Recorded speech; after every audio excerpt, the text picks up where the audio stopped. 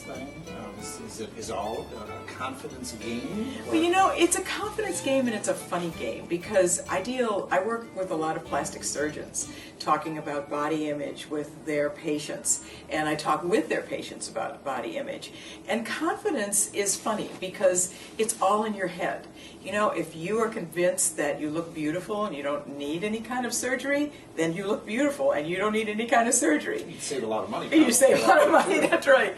But if you are feeling that, you know, those eyes are sagging a little bit and those jowls are happening and all of those things are happening to you and you want to fix it and you're financially able to and you're fixing it for yourself and not for some man or somebody else in your life, it can be a confidence booster. So confidence comes from whatever is normal for you, and I think that that's really important to remember, that plastic surgery is not a bad thing sometimes. It can be very much of a confidence booster. So that little edge that it might be able to give you, but you know, it is an expensive proposition, and people, really expensive. It's not something people have to do. No, they don't. Absolutely don't. Absolutely So don't. when a woman comes into your office, how do you go about trying to boost their self-esteem as far as with their own sexuality?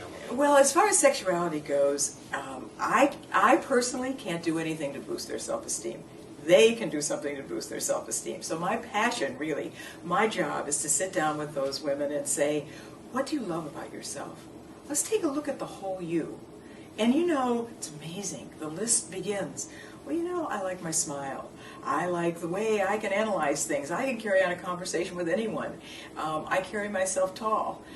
All those things build up, sort of stack up into, wow, guess I'm pretty cool after all. So it's a matter of relearning the old messages that we learned when we were young and redefining who we are and seeing ourselves as really the beautiful women that we are and we can be.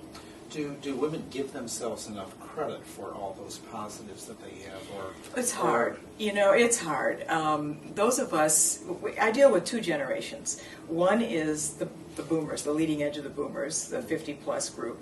And then the other generation is the people in their 70s and 80s, the folks in 70s and 80s who were the post-World War II generation, the Eisenhower era.